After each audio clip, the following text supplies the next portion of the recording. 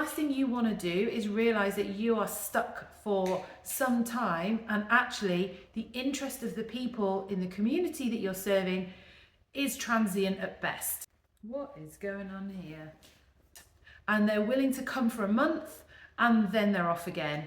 Or they're willing to come for a winter, but in the summer they're nowhere to be seen. You know who your customers are that are coming, you know when they like to come and skate, and maybe you've even started to build a small stock of hire skates that people can borrow. You know you've got your safety protocols in place, and you've got maybe some insurances, or you're starting to look at that, and perhaps you're starting to take it to the next level and you're ticketing things, and you want to make sure that you're nice and consistent with your skate space. Now it's probably grown enough that it's going to be run by a team of people. Let's be honest, nobody is able or willing to give up every single weekend all of the time. You will have other commitments. So it is completely unreasonable for you to expect yourself to be able to do that week in, week out, and every weekend that there is in the year. I would suggest that you define seasons for yourself of when it is that you're going to be available and when it is you're definitely not. So you create, to start with, a year overview.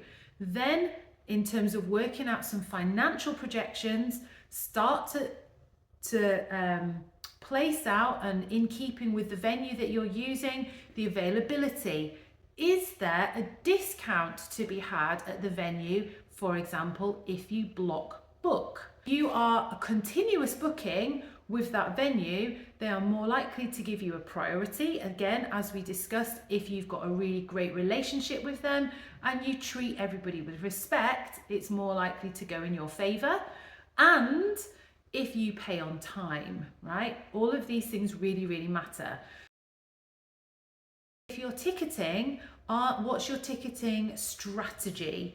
Are you offering, for example, in a family roller disco, are you offering a family group price, or are you going to offer separate adult prices and child prices, or is it just going to be a blanket skater entry ticket price? After all, every single person in that room is going to take up some space, right? So you have a think about it and what is right for you and your community. You should have an idea based on what the costs are that they're splitting. But if you are now paying for your own insurance as well as the hall costs, maybe you've got a music license to pay for as well, then actually start to add up those costs and divide them by the number of sessions so that you've got an idea of your minimum cost per session. That way you can establish how many tickets you need to sell at each session before you start to make a profit. Now, once you start to make a profit, you can then decide what you want to do with that. If you have set up as a not-for-profit club or enterprise in some way, Roller Girl Gang, for example, is a community interest company, and we do not report a profit. Let me correct that. Should we make a profit, all of our profits are reinvested into community activities and growing the community. Okay, so that's part of the commitment that we've chosen to make as a community interest company. But I am not saying that profit is a bad thing. It's not a dirty word, and we need to get over not being able to speak about money in an open and frank way.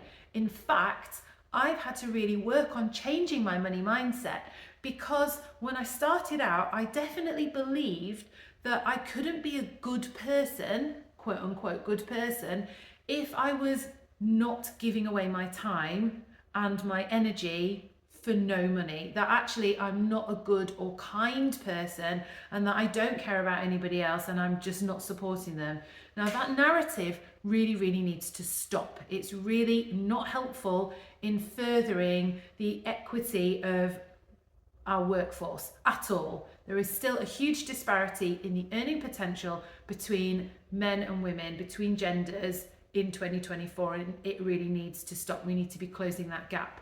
So I would urge you to charge what you feel you are worth, or what your space is worth, how it's valued, but it probably will be a price that feels comfortable to you. And I know no one likes asking for money, but you do need to take your costs and your time into account. If you are not running this space, you could be off doing whatever else. You could go and skate somewhere else, you could go visit other places, you could take time with your family or your friends or your loved ones, you could do something different.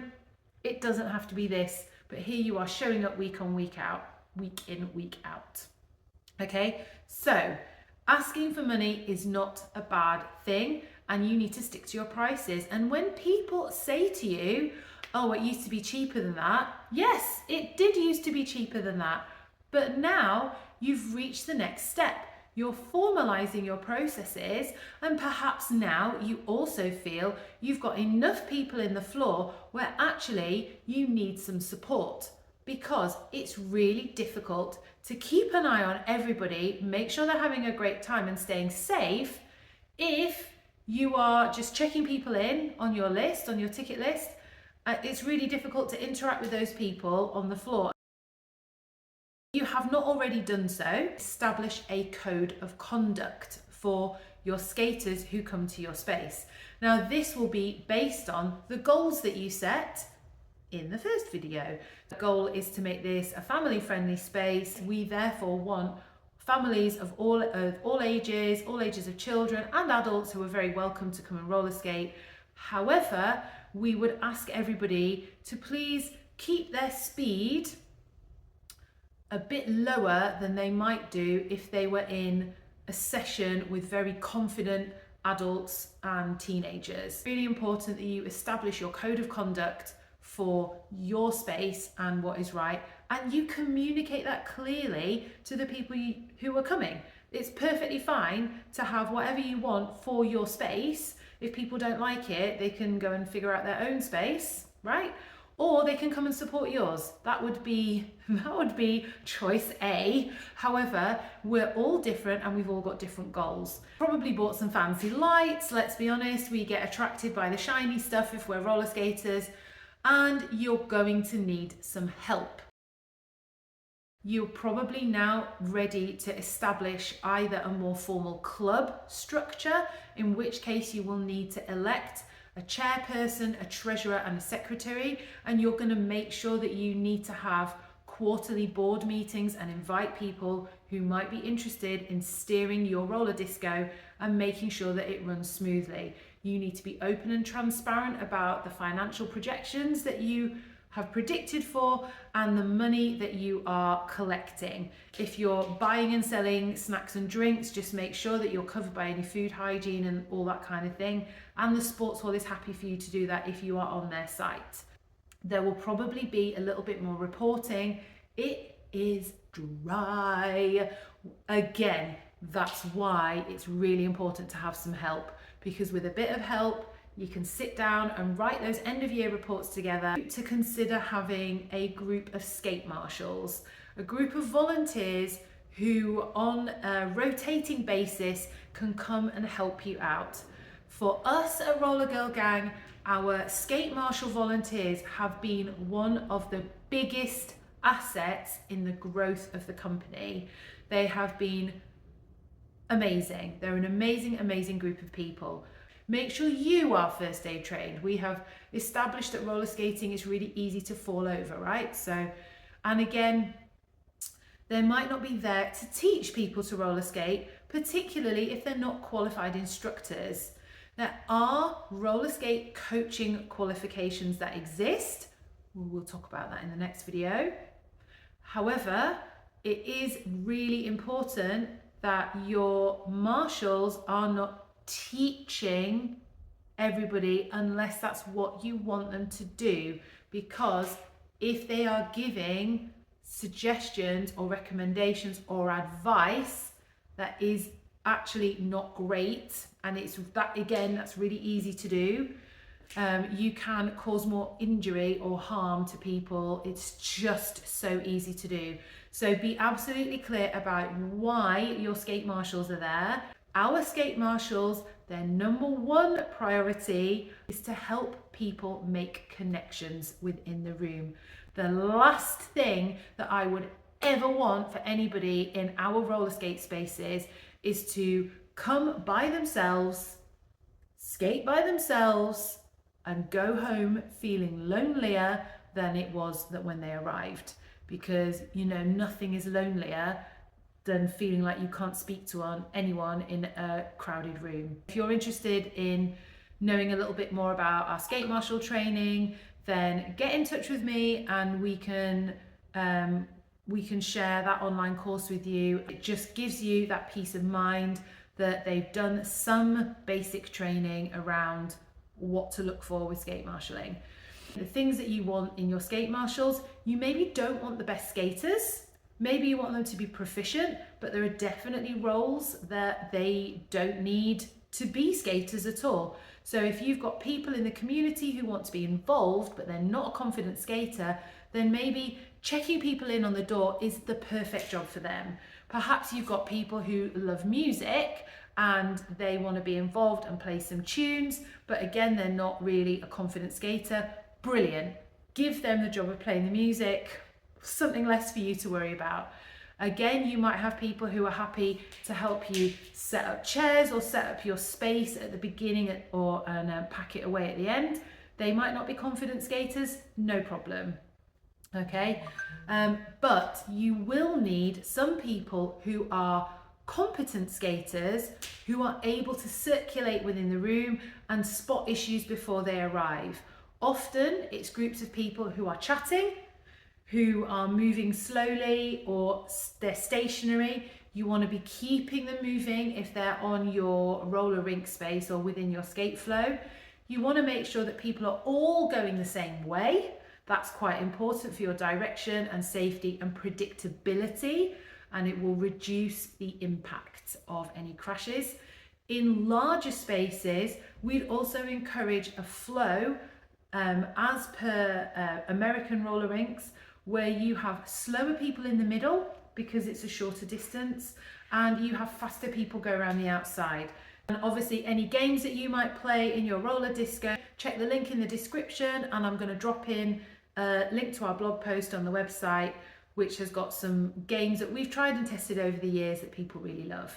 So a couple of our favorites are Limbo, where you want to make sure that your skaters bend forward. And also we love Ghostbusters. If you don't know what that game is, it is hilarious. Party tunes that people know, the Macarena tends to go down well with families. The Cha-Cha Slide is definitely more challenging, but give it a go if you feel like it and your skaters are up for a challenge. You're probably going to be recruiting for skate marshals fairly continuously because events in people's lives change.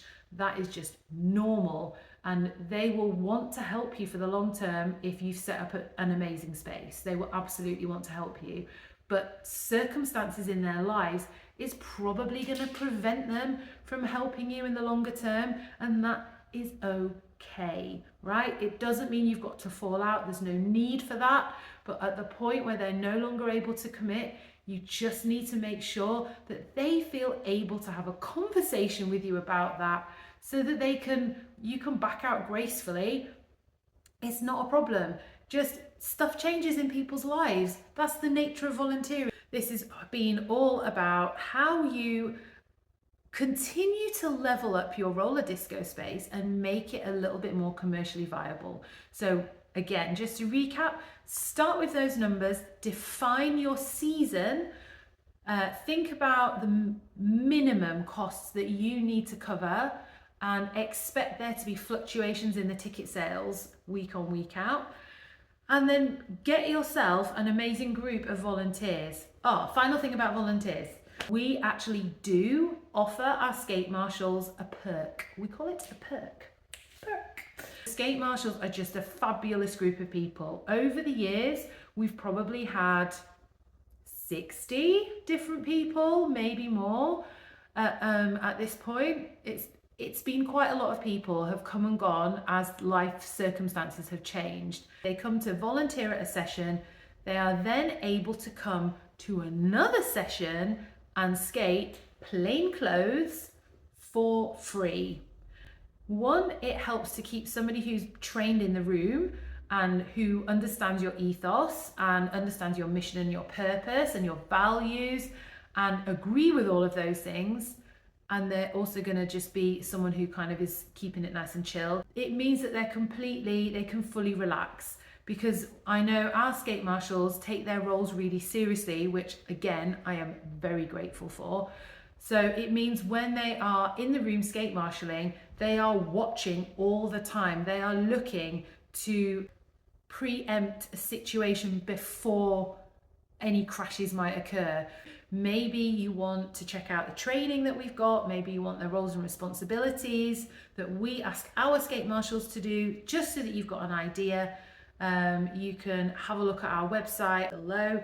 And if you want them to take some basic training so that you know that they've got some cover, then again, we've got an online course for that. If you found this video useful, then let me know in the comments. In the next video, we're going to talk about classes. So if you're ready to start teaching your community how to roller skate and you're going to develop a little bit more, then that's in the next one. See you then.